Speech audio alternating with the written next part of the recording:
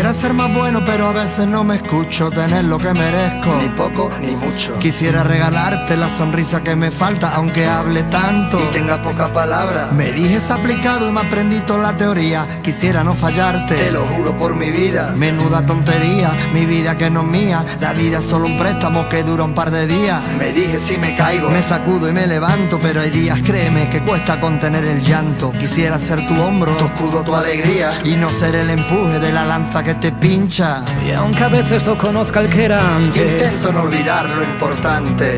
Ya sabes que aunque quiera nunca te devolvería aquello que me diste cuanto más falta me hacía. Y entregarte el corazón, que siempre lo lleves cerca. Si algún día me perdí, no dudes que estoy de vuelta. Y entregarte el corazón, dar todo lo que tenga. Bailaremos sin temor cuando llegue la tormenta. Quisiera ser la nota más alta que llegas cuando cantas matando el lamento, lamer tus heridas y secar tu tormento para que al final te rías y no solo hacia adentro.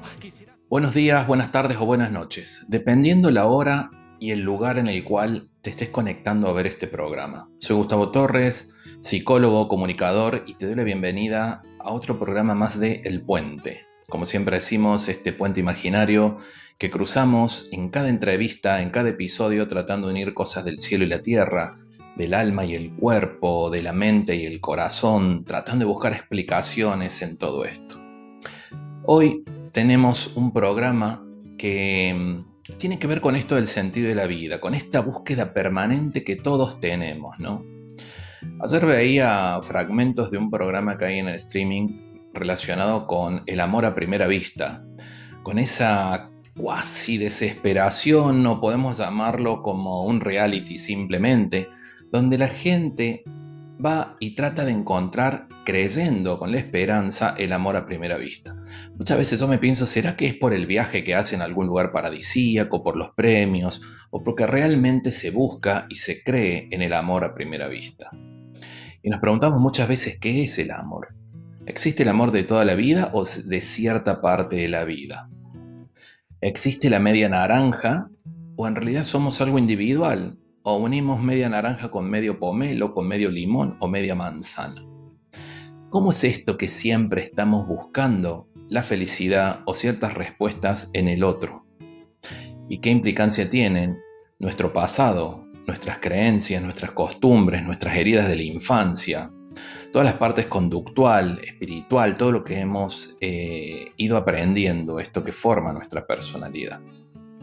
Preguntas que siempre son interesantes, siempre nos hacemos, y más a la hora de esa primera etapa del enamoramiento, en un comienzo, una relación donde arrancamos con toda la esperanza, con toda la efervescencia, ¿no? Con todo ese romanticismo y cómo las parejas van ido evolucionando a medida que va pasando el tiempo, con algo que siempre yo denomino que el amor es dinámico como la vida misma. Tenemos que ir cambiando de manera permanente y adaptándonos.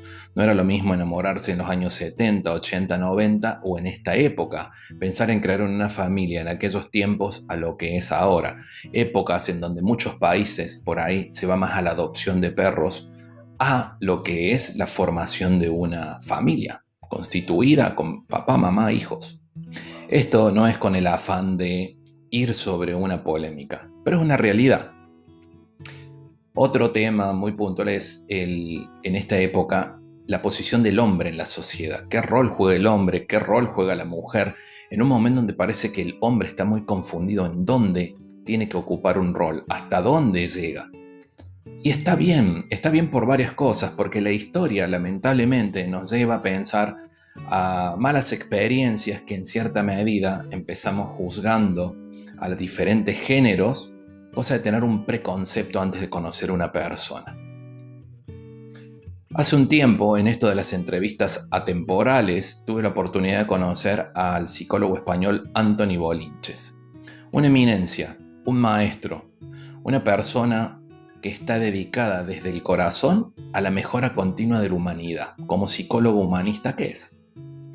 Antoni ha escrito más de una decena de libros que vale la pena mencionarlos, y no como un spoiler, sino para saber de qué vamos a tratar, porque sí, es una entrevista que lleva 1 hora y que va por diferentes etapas, momentos, hablamos absolutamente de todo, desde la sexualidad de una pareja hasta la autoestima de una persona, de todo. Y dentro de estos, Anthony Bolinches, te cuento que es reconocido por un enfoque, un propio enfoque que él ha denominado terapia vital. Dentro de los libros escritos tiene Psicoterapia para el mal de amores, lo publicó en el año 2024, Cómo superar el sufrimiento amoroso y facilitar el amor armónico. Mis mejores pensamientos, en el 2023, son aforismos y reflexiones.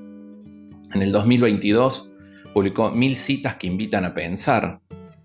Esto yo lo llevo a una necesidad que todos debemos tener, porque los mensajes llegan por diferentes lugares, en el lenguaje del cine, el lenguaje de la calle, con un desconocido. Y ya nos hemos olvidado muchas veces en agarrar un libro y reflexionar sobre ciertos párrafos y qué mensaje nos deja. Entonces, tiene un libro que se llama 1000 citas que lo invitan a pensar. Tus 4 poderes, un libro, valga la redundancia, poderosísimo, ¿no? Que cambia tu vida con inteligencia, voluntad, bondad y actitud positiva. Los 4 poderes que Anthony señala para nosotros es la inteligencia para comprender, la voluntad para preservar, la actitud positiva para afrontar dificultades y la bondad para relacionarnos de manera constructiva. El 5 es el síndrome de las supermujeres, que lo publicó en el año 2019. Tenemos también el nuevo arte de enamorar, el secreto de la autoestima. Tú y yo somos 6. Nuevamente hablando de 100 reflexiones para crecer por dentro y relacionarnos mejor. Peter Pan puede crecer. Este título, aparte tan interesante, Peter Pan puede crecer, tiene que ver con el viaje del hombre hacia la madurez. El otro se llama Colores de la vida, de nuevo con el tema de aforismos y reflexiones. El otro libro se llama Amor al segundo intento. Este lo publicó en el 2006 y es una edición revisada de una anterior. El 12 es Sexo Sabio, en esto que parece en muchos casos como un tema tabú, el tema de la sexualidad. Recuerdo que en algún momento estaba en un seminario donde había muchas psicólogas y psiquiatras, muchos profesionales de la salud mental, y hablábamos del duelo, por ejemplo, de las etapas del duelo cuando uno llega a la edad adulta, a los 60 y algo, 70, y se empezó a hablar, hablamos de la pérdida de la autonomía, la parte física, pero nadie decía la parte sexual. Y también tiene que ver en esto, ¿por qué por ahí nos cuesta hablar de sexualidad como si fuera un tabú? Y lo importante, que sí es importante, en una relación de pareja y sobre todo en un matrimonio.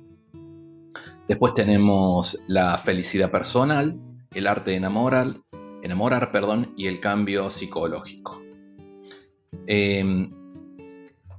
Todos estos libros no pudimos abarcar en la entrevista, pero sí gran parte de ellos. Esta entrevista que vas a ver se realizó hace unos 3 años, 2 años y medio aproximadamente, y espero que la disfrutes. Me quedo pensando antes de esto, en esta búsqueda del amor, en esta búsqueda, porque se relaciona mucho en la charla con Anthony de esta esperanza que todos tenemos de tener la pareja perfecta, de buscar la pareja perfecta, de la esperanza después de una ruptura, de un divorcio. Y quiero comenzar con una canción del músico español Antonio Arco, que se llama La Hoguera.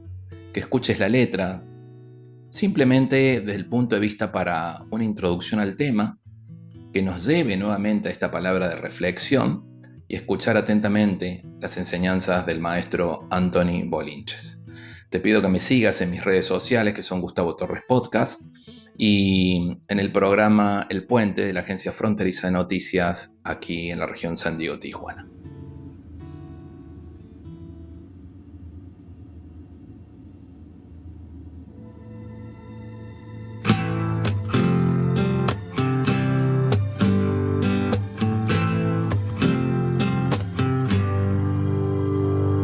Avivar lo que se apaga no merecerá la pena si por mantener la llama nos quemamos en la hoguera. Tú sabías dónde ibas y yo nunca tuve rumbo. Merecimos naufragar, no supimos remar juntos. Y cuando todo termine tal vez maldiga mi suerte. Aunque quiera no podría dejar nunca de quererte. Siento que no hay marcha atrás si la distancia es el olvido. Cada día estoy más lejos aunque me encuentre contigo. Hoy me rindo a lo que es, no te encuentro en mi sonrisa. Ya no sé si puedo darte todo lo que necesitas. Y cuando todo termine no seré el que era antes. Pero sabes que no puedo sospechar siquiera odiarte. Nada por hacer, nada por decir, nada para no perderte. Nada que sentir, nada por volver a verte. No busquemos un culpable, no lo vamos a encontrar. Lo que nos dio el coraje ahora nos muestra el final. ¿Cuánto vale ser valiente? ¿Cuánto nos pesa el pasado? ¿Cuántas veces no nos vimos aún teniéndonos al lado? Nada más queda decirte con el corazón abierto que daría lo que fuese porque esto no fuese cierto. Nada por hacer, nada por decir, nada para no perderte. Nada que sentir, nada por volver a verte. No busquemos un culpable, no lo vamos a encontrar. Lo que nos dio el coraje ahora nos muestra el final. Puedo engañar al mundo que hay fuera, porque nada pierde quien ya nada espera.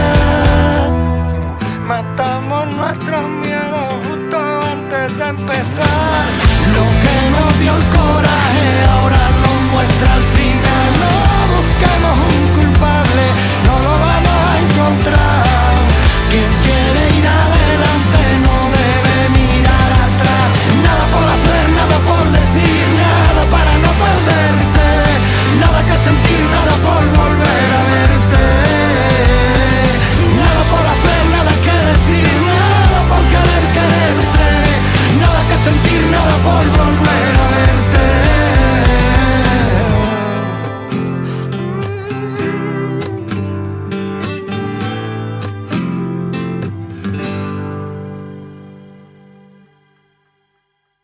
Gustavo, y encantado de colaborar contigo, porque creo que difundir toda una filosofía de la convivencia y cómo los seres humanos nos podemos entender mejor a nosotros mismos y desde ahí entender mejor a los demás es fundamental si queremos mejorar un poco nuestro modelo de sociedad y propiciar la felicidad. Mire, para comenzar un poco, porque el título que le puse a la charla es Tus 4 poderes, ¿no? Por este libro tan lindo, tan interesante que he hecho, es como una fórmula. Y una frase que lo escuché hablar con Alex Rovira, a quien admiro mucho también, sobre esta frase de Freud, y de una u otra manera, la escuché con mucha gente que he hablado y que ha estado en situaciones muy complicadas de la vida, y una de ellas dice, lo que pasa que de las situaciones difíciles nos obligan a despertarnos. ¿Cierto? Más exactamente, Freud dijo, me considero un hombre afortunado, nada en la vida me fue fácil. O sea, evidentemente, tiene muchas otras frases antológicas, pero esta es mi frase preferida porque me identifico perfectamente con mi propia trayectoria. El gran problema quizá de nuestra sociedad es que queremos conseguirlo todo fácilmente. Y evidentemente el que algo quiere, algo le cuesta. De hecho, Cervantes ya decía, nunca un hombre es más que otro si no hace más que otro. Cierto que hacer más que otro no le sitúa por encima de los demás, pero sí le da una categoría de merecimientos en la que lo lógico sería que los esfuerzos tuvieran recompensa. Y lo que no podemos esperar es grandes recompensas con pequeños esfuerzos. Por eso nosotros hemos de ser los primeros facilitadores de nuestra propia trayectoria personal. La fortuna, evidentemente, llega en forma de realización personal, de calidad de vida, de amores sintónicos, pero todo esto no ocurre por casualidad, sino que es la consecuencia de nuestra actitud activa y reflexiva. Cuando somos jóvenes, estamos más activos que reflexivos, pero madurar es precisamente recuperar la experiencia vital de aquello que no nos ha salido como nosotros desearíamos. De hecho, un principio básico de la terapia vital, que es mi modelo de intervención terapéutica, lo sistematicé y lo creé en el año 2004, dice que en la vida los buenos momentos son para disfrutar y los malos son para aprender. Ahora bien, Gustavo, uno no aprende porque tiene un mal momento, sino que uno aprende si aprende del mal momento. No hay que confundir sufrir con aprender, porque yo no sufro porque aprendo, sino que aprendo si aprendo de lo que sufro. Y aunque parezca un juego de palabras, a eso le llamo sufrimiento productivo, que Sería, es esa manera de sufrir, que por sufrir de esa manera aprendes de lo que sufres. sería como ver el pasado en conciencia. Bueno, Algo parecido, conscientemente abrazarlo. Sí, si haces una lectura así un poco más simbólica, más esotérica, más filosófica, pues evidentemente sería concienciar el pasado, pero no solo para tener presente lo que nos ha ocurrido, sino para sacar consecuencias provechosas de lo que nos ha ocurrido, para evitar que nos ocurra eso en el futuro y que nos ocurra lo que queremos que nos ocurra, no lo que nos ocurrió durante el fracaso. Anthony tiene un libro, para comenzar, que se llama La felicidad personal. Sí, fue mi segundo libro. Sí. ¿Qué nos puede decir de la felicidad en esta época que la gente por ahí pareciera que busca saciarse rápidamente y buscamos, me voy a incluir por ahí, tener resultados rápidos? Mira, buen tema.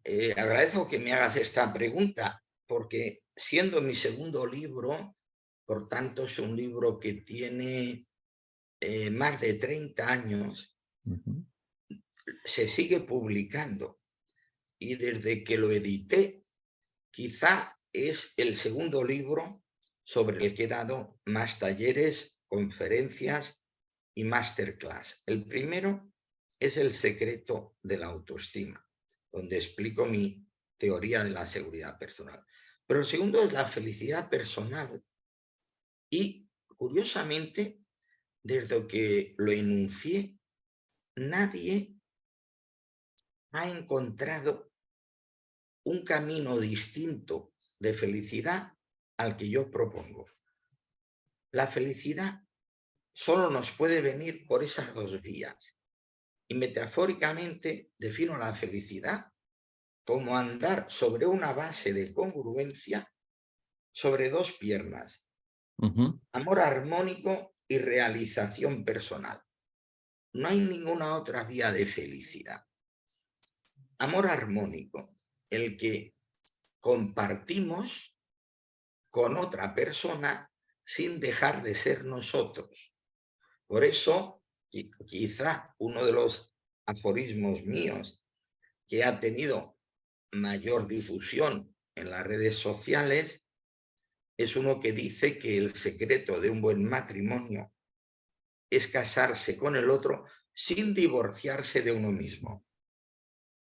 Eso sería el amor armónico. Sin dejar de ser yo, puedo estar con mi pareja y los dos nos enriquecemos de nuestra identidad, porque eso repercute positivamente en el enriquecimiento de nuestra pareja.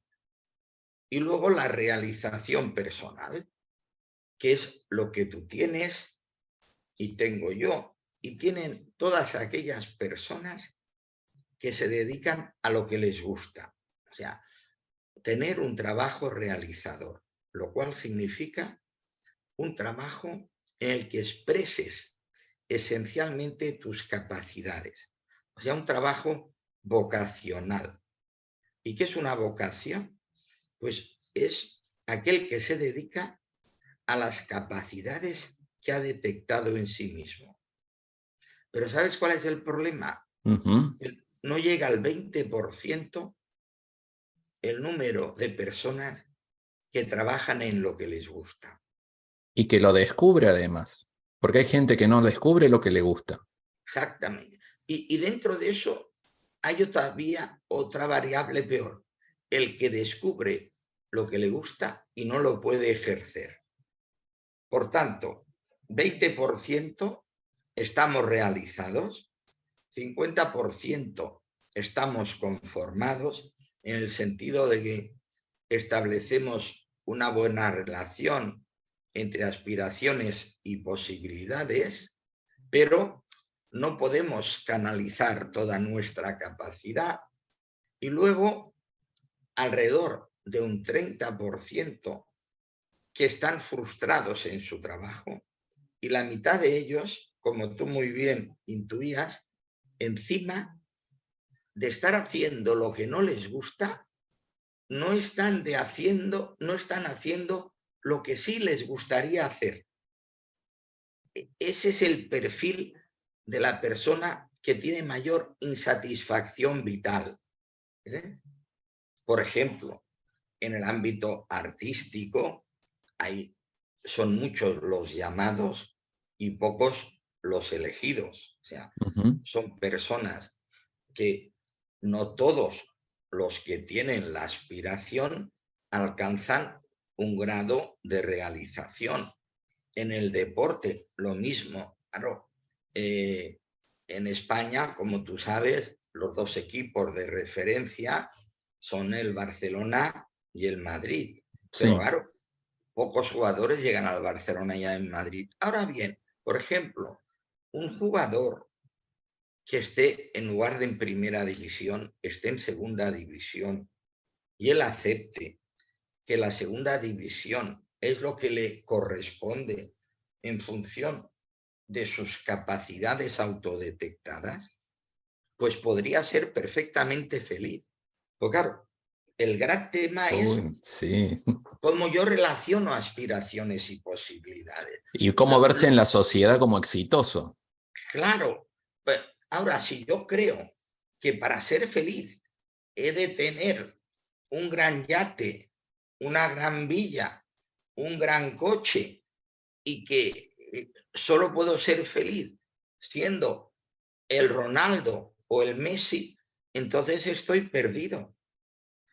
La pregunta es, ¿cuántas personas, si relacionaran bien sus aspiraciones con sus posibilidades, podrían ser felices? Y por eso es importante ese trabajo que tú comentabas de concienciación, de autorreflexión, ¿no? De decir, vale, yo tengo unas aspiraciones, pero he de ver si esas aspiraciones se relacionan con mis capacidades. Por eso yo, Gustavo, diferencio la ilusión de la vocación. La ilusión la tenemos cuando somos niños, porque, como tú dices muy bien, la sociedad nos transmite unos modelos.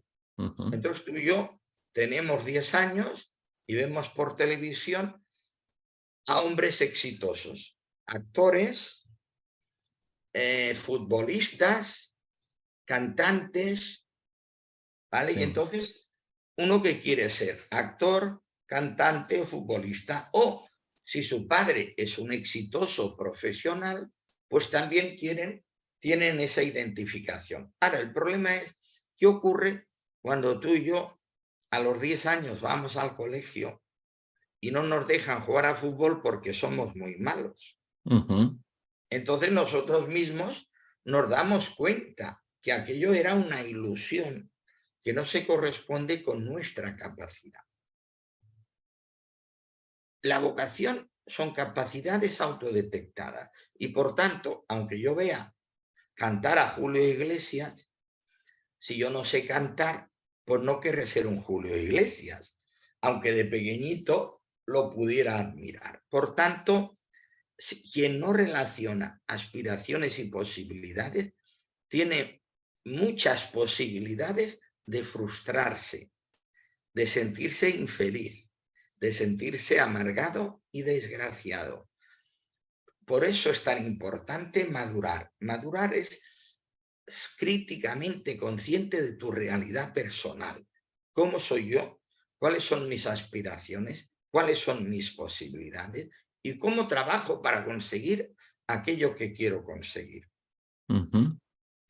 Esto viene de la mano, no sé si ha visto, cuando hablamos de frustración, ¿no? En este caso, porque uno tiene el aspiracional de ser un Messi, un Ronaldo, sin embargo tiene que saber las limitaciones que tiene y aprender a ser feliz con eso, como bien me menciona usted.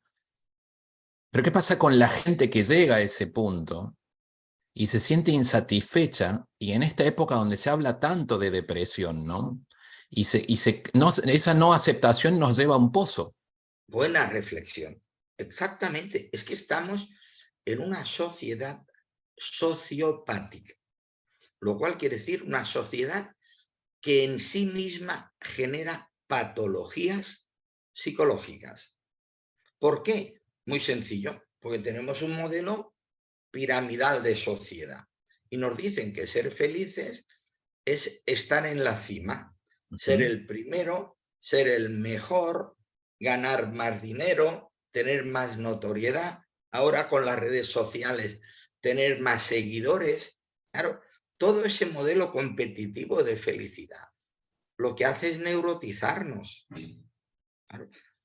Si la felicidad, repito, es sentirte querido y sentir que quieres, por tanto, amor armónico, y sentirte realizado, expresando en lo que haces parte de lo que eres. Que a veces no es la profesión. Imagínate que yo trabajo en un banco, pero no me siento muy realizado. Soy de ese 50% de personas conformadas, ¿vale? Trabajo de 8 a 3, tengo un sueldo digno, un trabajo en el que expreso ciertas capacidades y luego por la tarde pues me dedico a escribir o a cultivar flores o a pintar o a escribir poesía.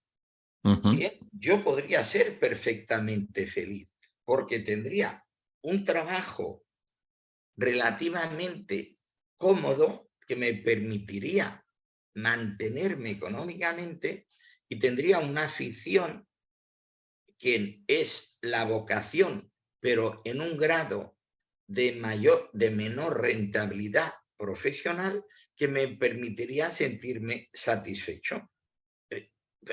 Por ejemplo, yo podría estar en un banco, que es un ejemplo que pongo en mi libro El secreto de la autoestima, porque yo de jovencito había trabajado en un banco y años después me encontré a un colega que resulta que seguía trabajando en el banco y era campeón de Cataluña de petanca, ¿vale? Y él se sentía, como no era competitivo en el banco, siendo capaz, no había querido escalar, sino lo vivía como una manera de mantenerse y luego tenía su hobby.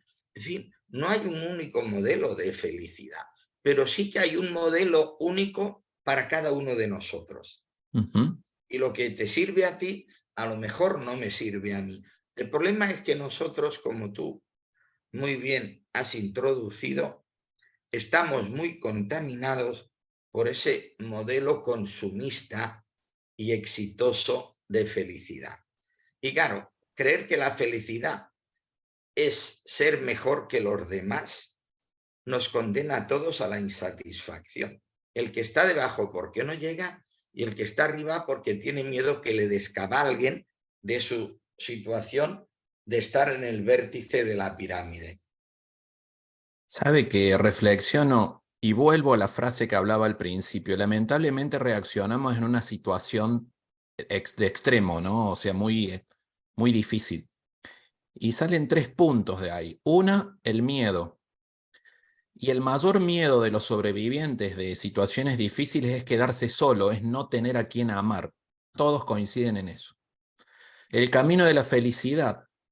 Todos quienes han ganado campeonatos mundiales o medallas en las Olimpiadas me han dicho, pero me quedé con un entrenador de fútbol que me dijo, Gustavo, salimos campeones del mundo y agarré la copa y miré adentro y estaba vacía y me di cuenta que no era la felicidad eso. Y después uno reflexiona que la felicidad es el camino. Qué buena metáfora, Gustavo, qué buena metáfora. Ojalá nos diéramos cuenta que la felicidad no está fuera, sino dentro, y a partir de ahí en sintonía con el interior de otra persona con la que podemos convivir y compartir sin dejar de ser nosotros. Por eso le puse el nombre de amor armónico. Y cierto, también ver que parte de nuestras capacidades se expresan adaptativamente. Pero fíjate, Gustavo, final del campeonato del mundo. El que gana ríe y el que pierde llora. O sea, el subcampeón del mundo, en lugar de estar contento de ser subcampeón del mundo, está llorando porque no es el campeón. Con ese modelo de felicidad estamos abocados a la neurosis, a la frustración. Y por eso es necesario que los que creemos en un mundo mejor empecemos a defender un modelo de sociedad más cooperativo y menos competitivo, más realizador en el sentido de expresar lo que somos y no más, digamos, orientado al éxito para alcanzar la cima de una supuesta felicidad consumista. Fíjate, las personas más infelices que conozco son personas que tienen mucho dinero, pero que no se lo han ganado ellos. Porque claro, porque entonces se afirman en lo que tienen, no en lo que valen, y confunden el ser con el tener. Claro, si tu padre es multimillonario y tú el único valor que tienes es ser hijo de tu padre, tú eres un candidato a la autodestrucción, a la droga y a la frustración. Ahora, si tú, siendo hijo de tu padre, encuentras ahí un modelo o un aliciente o la facilidad de conseguir lo que tú haces, lo que tú deseas, entonces te sientes realizado. Ya que citabas a Ale Rovira hizo un estudio de personas que les había tocado la lotería y al cabo de los 10 años el 90% estaban arruinados y solo el 10% reconocían que la lotería había mejorado su vida. ¿Y sabes por qué? Porque ese 10% invirtió el premio de la lotería en proyectos en el que se sentían realizados. Y por tanto, el dinero fue el medio a través del cual pudieron llevar el proyecto de vida que ellos deseaban. Esa es una lección vital importante. El dinero, es cierto que Jardiel Poncela decía que el dinero no da la felicidad, pero es el mejor sustituto. El dinero nos sirve para un bienestar material y ojalá nunca nos falte. Pero confundir el dinero con la felicidad es causa de, como tú has dicho muy bien, depresiones, neurosis y toda clase de psicopatologías. Sí, es encontrar la vocación y no estamos en contra del dinero, como dice usted, porque alguien puede confundir este comentario. Estamos a favor y claro que queremos ganar dinero y estar bien económicamente y todo esto. Sin embargo, creo que muchos, en lo personal me ha visto preguntarse cómo puede ser tan feliz una persona que según nosotros, no tiene lo que aspiramos, me explico. A mí me supo pasar hace muchos años en Córdoba, yo soy de Argentina, de Córdoba, con un Sí, vendedor de periódicos, y me cambió el día, su alegría, su sonrisa, y siempre estaba, y claro que tenía problemas, pero dice, trato de vivirlo de la mejor manera. Y yendo un poco esto, no es mística, sino yo creo que los mensajes nos llegan por ahí por gente que no conocemos, y lo bueno es estar despierto para saber interpretarlos en ese camino. totalmente de Si acuerdo. lo supiéramos interpretar de más jóvenes, no sería tan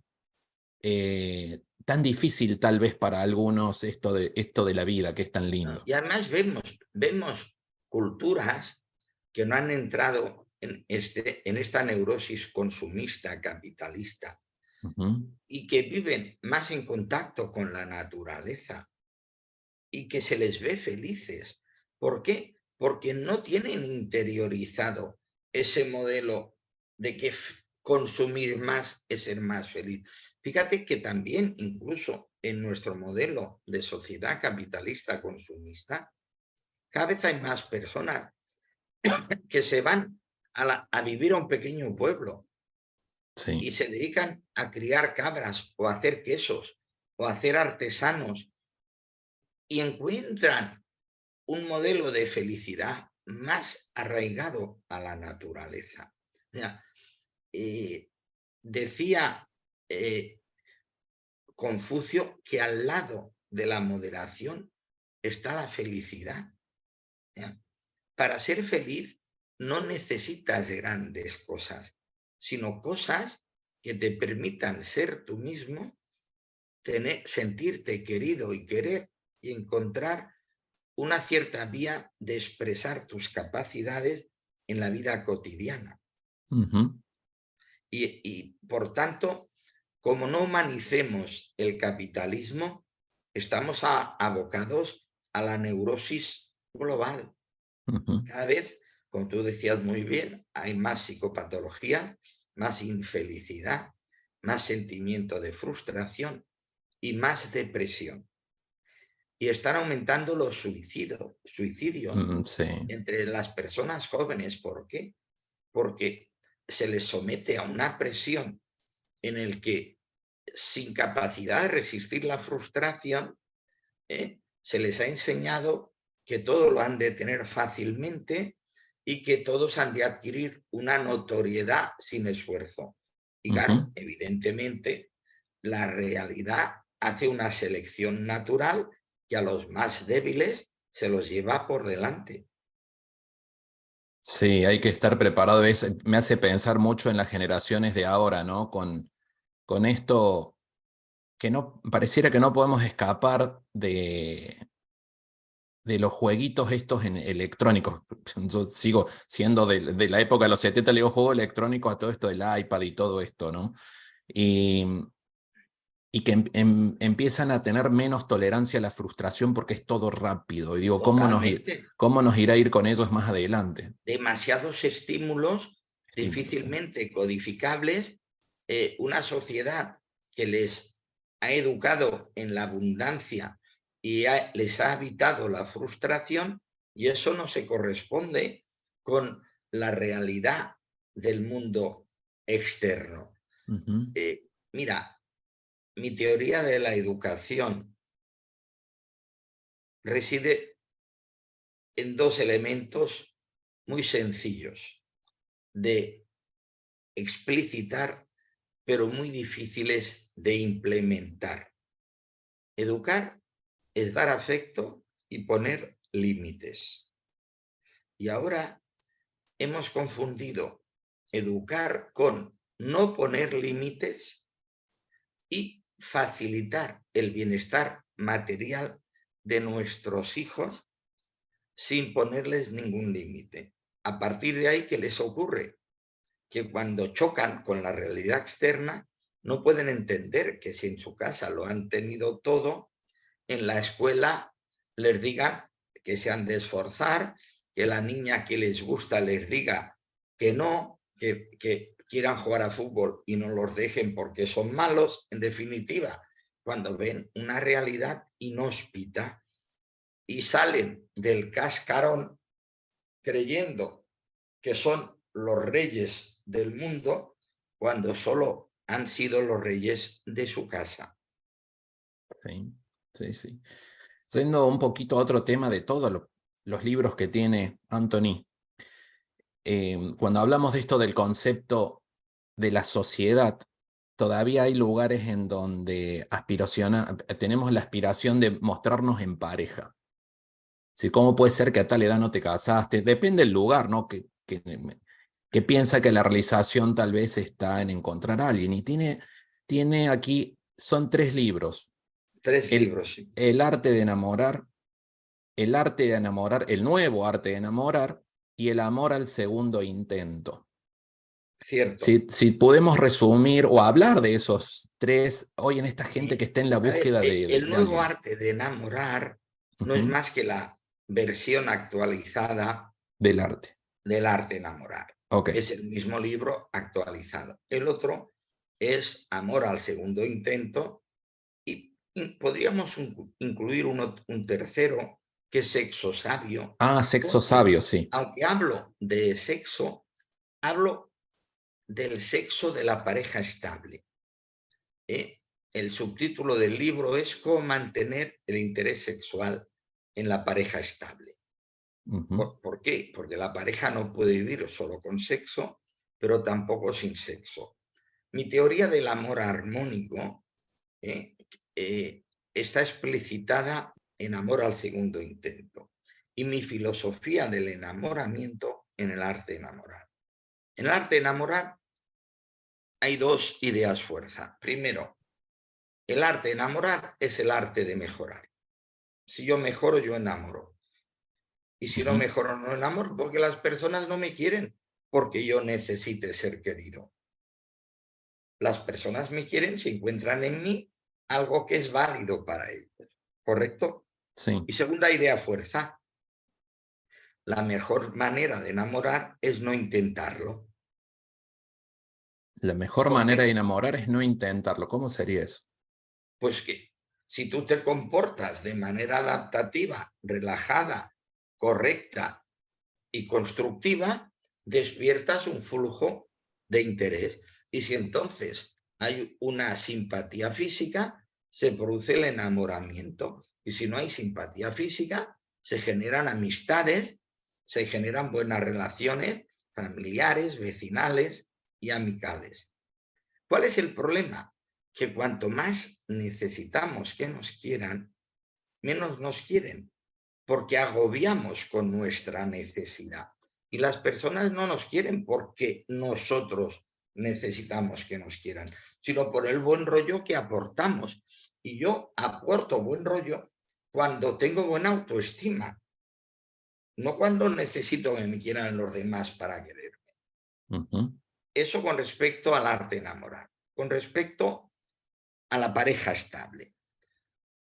Las 4 patas de la pareja estable, porque hago la metáfora de asimilar la pareja estable a una mesa que para soportar el peso de lo que le cae encima ha de tener las 4 patas sólidamente instaladas.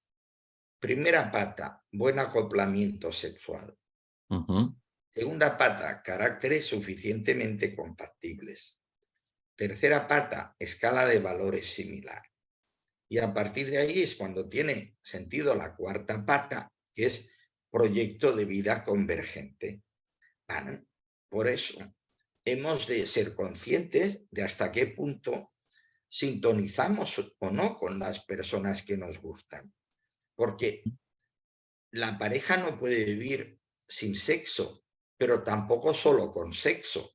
Por tanto, primero hemos de ver si hay una sintonía sexual. A partir de ahí, hemos de ver si los caracteres son compatibles. A partir de ahí, hemos de ver qué pensamos de las grandes cosas de la vida. Y cuando se da eso, es cuando tiene sentido un proyecto de vida convergente. Ahora, cuando yo tengo tan pobre autoestima que voy pidiendo caridad amorosa, que voy mendigando o voy persiguiendo para que me quieran, consigo el efecto contrario al deseado. Repito, las personas no nos quieren por nuestra necesidad de ser queridos, sino por las aportaciones positivas que hacemos a la relación. Por eso tiene sentido que el arte de enamorar es el arte de mejorar. Ujú. En Sexo Sabio, no lo he leído el libro, Anthony, pero me quisiera preguntarle cómo son las etapas. Hablamos con una colega suya el otro día de ese tema. ¿Cuáles son las etapas de la sexualidad desde el noviazgo hasta un matrimonio maduro, ¿no? ¿Cómo se va viviendo o cómo se puede ir adaptando? Las etapas son fáciles de definir. Lo que son difíciles es de mantener. Hay una primera fase que es la de efervescencia, ¿no? La fase de apasionamiento, que dura como mucho los 2 o 3 primeros años de relación, si se produce un buen acoplamiento sexual. Lo cual no es fácil, porque como explico en Sexo Sabio, ha de haber coincidencia suficiente en iniciativa, frecuencia, rituales y resolución, porque eso es lo que permite el mantenimiento del deseo. Pero no siempre eso es posible. Pero imaginemos que se da concordancia suficiente. Vale, previamente el uso puede llevar al abuso. O sea, primer requisito, en sexo es mejor tener deseo sin relación que relación sin deseo. Qué buenas frases, Anthony. Qué buenas frases que dice. Ninon de Lenclos, que era una cortesana francesa que sabía mucho del tema, decía que el amor casi nunca muere de hambre, casi siempre de indigestión. ¿Correcto? Sí. Es preferible deseo sin relación que relación sin deseo. Vale, pero evidentemente en la convivencia se produce un fenómeno que yo he tipificado como de la matemática de los sentimientos, que es muy fácil de explicar y de entender. Como todos tenemos defectos y virtudes, al convivir se activa el principio de habituación y el principio de saturación. El de habituación afecta a las cosas buenas de nuestra pareja, porque a lo bueno nos habituamos. Si tú eres muy trabajador, tu mujer lo valora. Si eres muy simpático, tu mujer lo valora. Pero es cierto que a lo bueno nos habituamos. Por tanto, lo bueno con el tiempo es menos bueno. Pero ¿qué ocurre con lo malo? Que a lo malo no nos habituamos. Por tanto, lo malo con el tiempo es peor. Si lo bueno es menos bueno y lo malo es peor, está claro que la valoración respectiva de la pareja disminuye, pero puede quedar en saldo positivo. Si sigue en saldo positivo, la persona continúa. Si el saldo es negativo, y a veces ocurre paradójicamente, que ese es otro de mis aforismos del libro que acabo de presentar, que es Mis mejores pensamientos, digo que el exceso de defectos nunca será una virtud, pero que el exceso de virtudes puede ser un defecto, porque aquello que tu mujer al principio decía que tú eras muy simpático, a los 5 años puede decir que eres un frívolo o un superficial. Si valoraba que eras muy trabajador, a los 10 años puede decir que eres un obseso del trabajo. Si eras muy limpio, a los 10 años te dice que eres un obseso de la limpieza. Por tanto, siempre hay un deterioro relativo de la calidad de la convivencia. Pero cuando el saldo sigue siendo positivo, eso se mantiene. Lo que no se mantiene es la fase efervescente de la sexualidad, sobre todo en la pareja convivencial. Cuando la pareja es no convivencial, parejas que se ven los fines de semana, pueden estar 5 años, incluso 10 años, en fase álgida de deseo, porque la ausencia mantiene el deseo de presencia. A ver, la convivencia puede ser buena para la afectividad, pero no es buena para el sexo, ¿correcto? Sí, Por sí. tanto, se pasa a una sexualidad homeostática de canalización adaptativa de la energía sexual, y hay menos frecuencia sexual y se empobrece tanto la frecuencia como los rituales. Lo que ocurre que si baja el sexo, pero se mantiene los caracteres compatibles, la escala de valor similar y el proyecto de vida convergente, y además tenemos hijos, y además tenemos una experiencia de apoyo recíproco, eso se mantiene en fase estable. Es más, yo una de las preguntas que les hago a las parejas en conflicto que vienen a verme, digo, tú cuando tengas 80 años, ¿te ves al lado de tu pareja, cogidos de la mano, paseando, apoyados en un bastoncito? Y si me dicen que sí, esa crisis tiene mejor pronóstico. Pues claro, nos hemos de ver también, no solo que estamos en un presente suficientemente válido, sino que nos vemos el uno para el otro como compañeros de vida. Sí. Y que queremos envejecer juntos. Es una parte, es algo dinámico que va cambiando permanentemente las 4 patas de esta mesa. Que creo que la comunicación está en el medio. Relativa, sí, cierto, cierto. La primera baja, la segunda se ha de mantener, la tercera se ha de consolidar, y entonces es cuando nos mantenemos en ese proyecto de vida convergente. Peter Pan puede crecer, que me encanta ese título, creo que...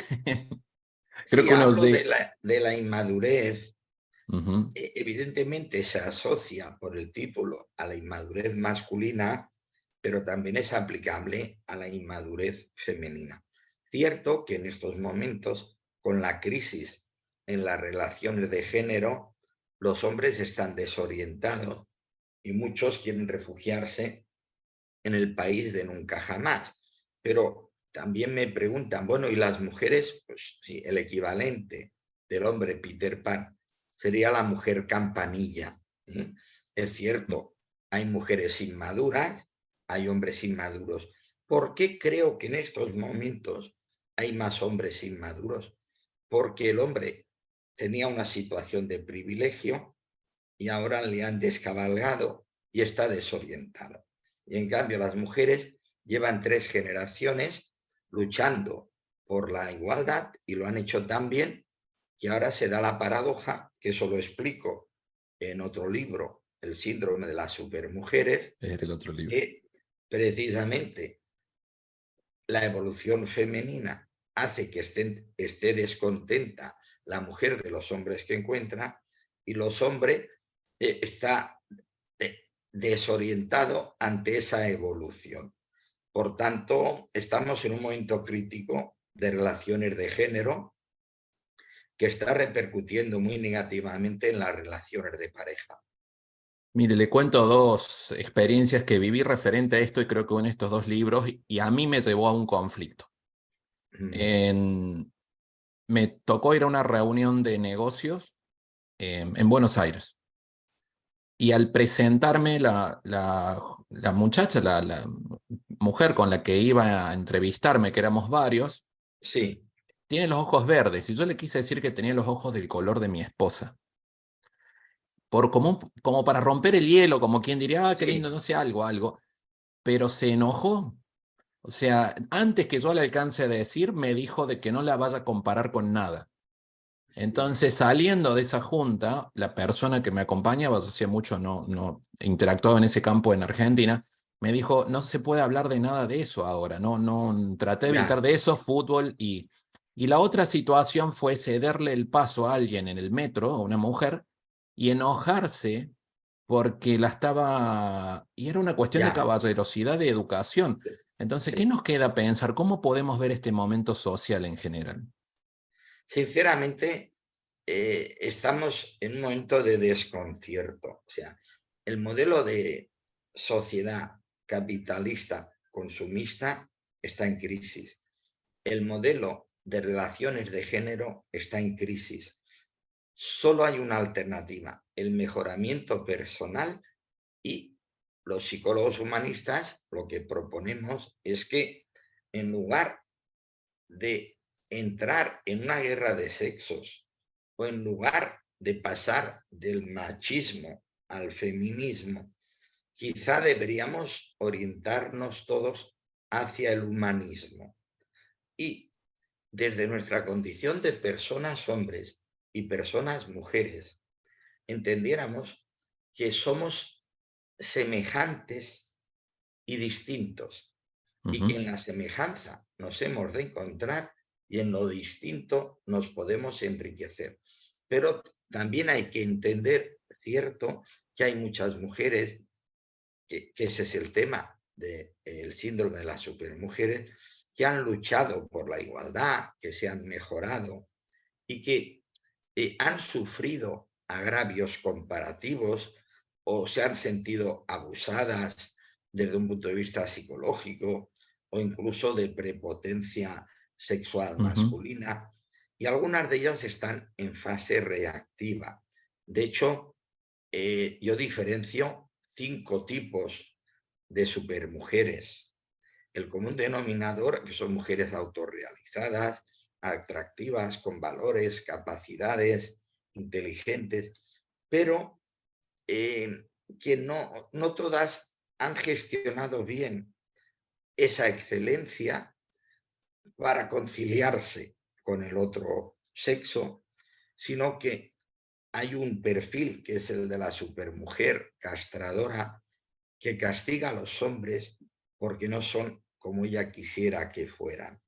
Por suerte, ese es el único perfil negativo. Incluso tendríamos que plantearnos si las podemos calificar de supermujeres, porque, claro, si no gestionan adecuadamente sus virtudes, ¿hasta qué punto esas virtudes las benefician? En cambio, hay los otros modelos, la supermujer facilitadora, la autorrealizada, la autónoma, que son conscientes de la dificultad y solo hay una manera, Gustavo, de que nos podamos conciliar los hombres y las mujeres, que es desde nuestra condición común de personas y utilizando la inteligencia constructiva. Tú quisiste halagar a esa mujer. Esa mujer, por su casuística personal, que podría estar justificada o ser entendible, reaccionó de manera no adaptativa. Su reacción no fue madura. Lo único que nos puede conciliar es la inteligencia constructiva. Y ella en ese momento no la utilizó. ¿Qué es la inteligencia constructiva?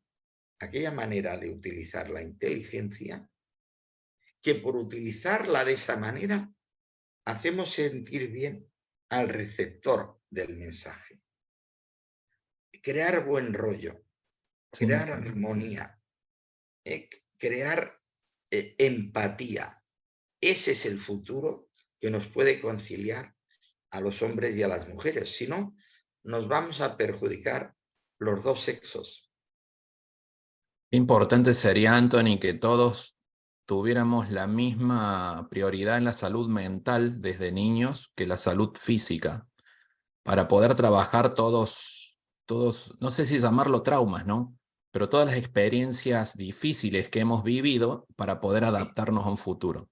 Sí, es trauma si imposibilita normalizar nuestra realidad. A ver, hay sufrimientos que adecuadamente invertidos son los que permiten el crecimiento. Cuando un sufrimiento es excesivo y no lo podemos concienciar y lo reprimimos, entonces se convierte en un trauma.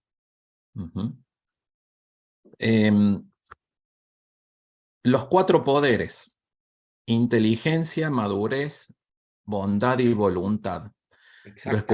Lo escuchaba que volaba como que esto era un compendio de toda la experiencia de todos los libros que ha escrito. Pues sí, estoy de acuerdo contigo, Gustavo. No sé si tienes formación psicológica, pero eres un psicólogo intuitivo.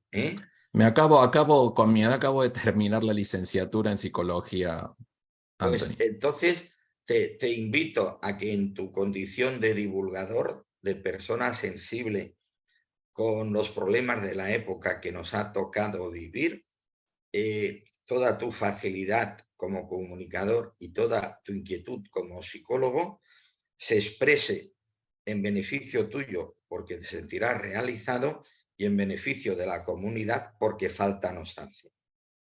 Pero le quería preguntar un par de cosas más. ¿Cómo hacemos ese paso de la inteligencia? ¿Cómo usamos la inteligencia para madurar a la bondad, a esa necesidad de, como la terapia ocupacional siempre hablamos, ¿no? De ayudar al otro empezamos a descubrir nuestro valor. Tal vez lo identifico con eso. Y a la voluntad de esa fuerza. Es una muestra de empatía y de bondad, pero también es una muestra de que estamos suficientemente bien nosotros. Porque cuando yo estoy mal, es difícil que esté en condiciones de relacionarme bien contigo. De hecho, en otro de mis aforismos digo que la persona no es infeliz porque es mala, sino que es mala porque es infeliz. Las personas felices no se levantan cada día para ir a molestar o fastidiar a alguien, ¿no? Es tu propio malestar el que te hace estar reactivo con los demás. Pero si tú estás bien contigo, es fácil que te salga a ayudar a los demás. Sí. Porque uno reparte lo que tiene. Y si tú tienes bienestar, lo compartes. Y si tienes malestar, lo extroyectas. Te lo quitas de encima, pues fastidiando a los demás. Por eso, si queremos ser felices, está claro que hemos de empezar por armonizarnos internamente. Y eso se consigue por 2 vías. Mejorándonos en lo que podemos y llevando mejor lo que no podemos mejorar. Y todo eso requiere de un diálogo interior que lo explico en quizá mi libro más vendido hasta el momento, que es El secreto de la autoestima, porque explico mi teoría de la seguridad y hablo de las 3 herramientas que podemos utilizar para mejorarnos a nosotros y para relacionarnos mejor con el prójimo. Todas las personas tenemos a nivel psicológico un niño, un padre y un adulto. Y esas 3 partes tienen necesidades distintas y a veces contrapuestas. Y madurar es desarrollar el adulto para armonizar lo que necesita el niño con lo que nos permita el padre. El niño es nuestra parte instintiva. Se guía por el principio de placer. Pero el niño no siempre puede hacer lo que quiere. ¿Quién se lo prohíbe? El padre. Y ahí tenemos el gran problema de todo ser humano. Tiene un niño que quiere hacer lo que le da la gana, tiene un padre que, como dice Serrat en una de sus canciones, le dice al niño, esto no se dice, esto no se hace y esto no se toca, y en medio está el adulto, la capacidad de interrogarse a uno mismo y armonizar el placer suficiente que necesita el niño con el deber necesario que nos recomienda el padre. Si yo consigo esto, soy una persona madura. Pero es que además soy una persona libre, porque lo que me hace libre es la madurez de decidir entre el sí y el no. Si yo siempre hago caso a mi niño yo no soy libre, soy esclavo de mi niño. Si siempre obedezco a mi padre, no soy libre, soy esclavo de mi padre. Yo soy libre precisamente porque donde puedo decir sí, puedo decir no. De hecho, últimamente, hace pocos días, cada 2 o 3 días publico en las redes sociales un aforismo mío, y uno de los últimos tiene que ver con la libertad, y ha captado mucho la atención de mis seguidores, porque digo que la libertad es la capacidad de que las prohibiciones se las ponga uno mismo. Eso es ser libre, que las prohibiciones me las ponga yo. Saber aplicar el discernimiento, ¿no? Uno de Ese saber... es el diálogo interior. Mi niño quiere esto, pero mi padre me dice que esto es malo. ¿Quién se quiere drogar? Mi niño. ¿Quién me dice que es malo? Mi padre. Entonces mi adulto va a decir, oye, al niño, vete, diviértete de otra manera. Vete a jugar al futbolín, o vete al cine. Claro. Placer suficiente con deber necesario.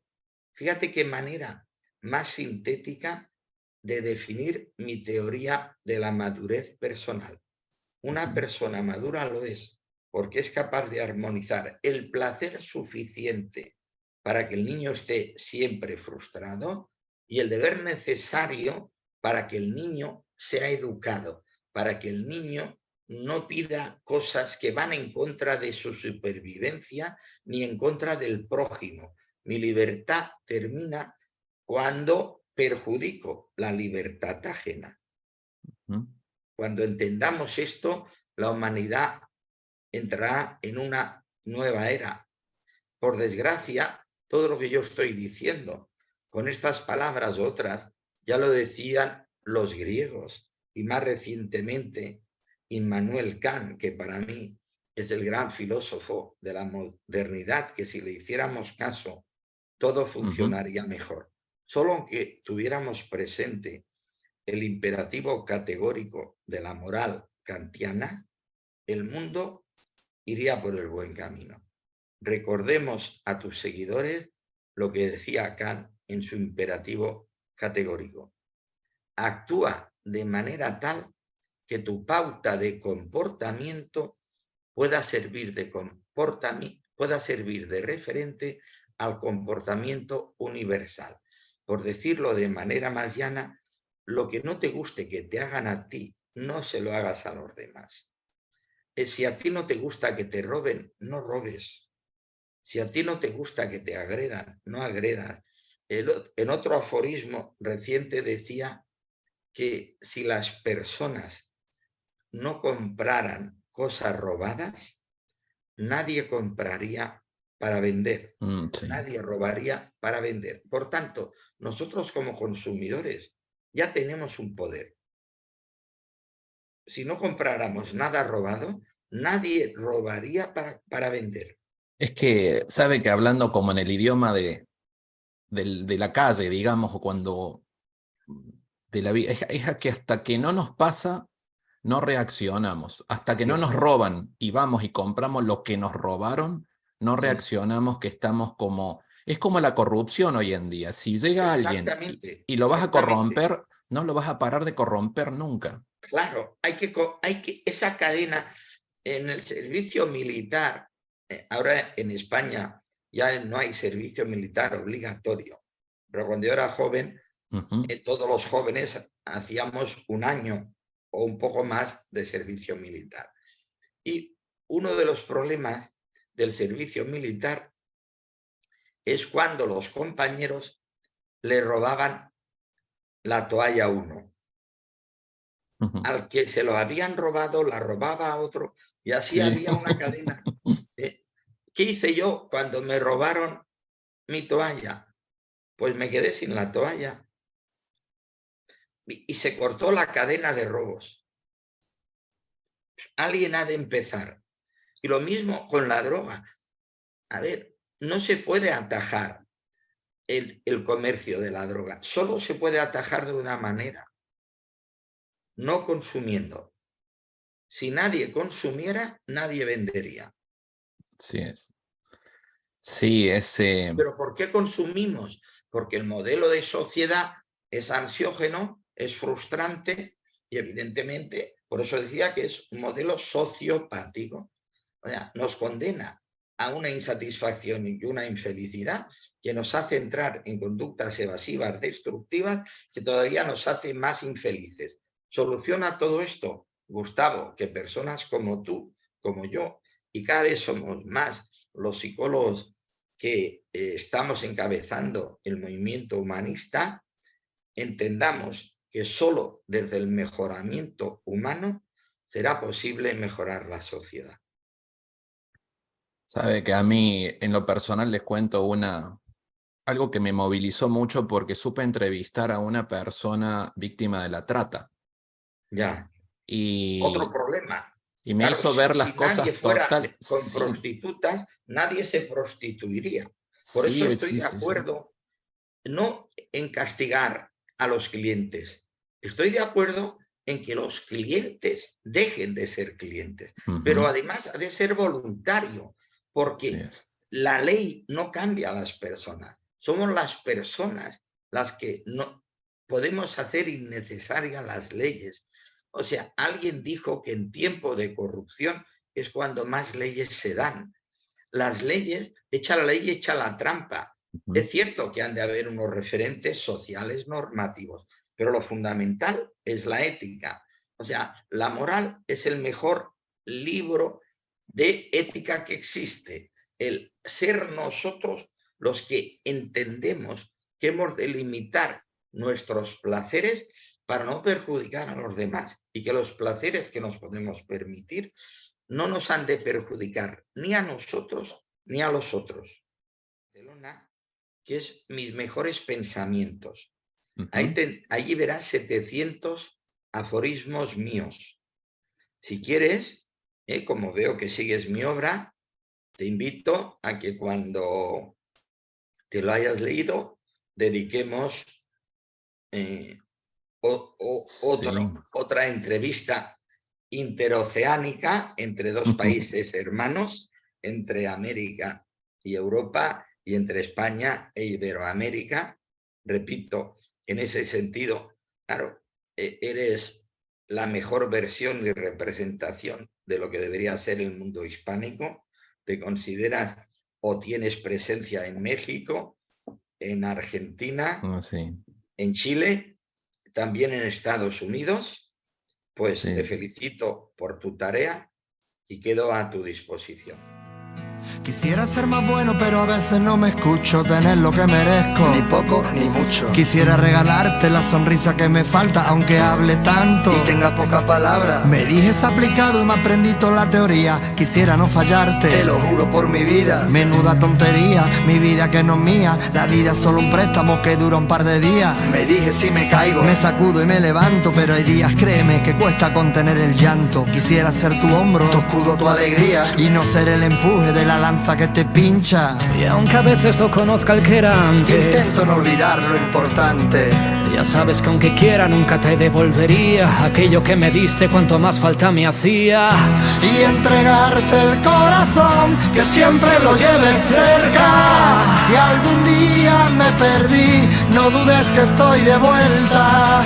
Y entregarte el corazón, dar todo lo que tenga. Bailaremos sin temor cuando llegue la tormenta. Quisiera ser la nota más alta que llegas cuando cantas matando el lamento, lamer tus heridas y secar tu tormento para que al final te rías y no solo hacia adentro. Quisiera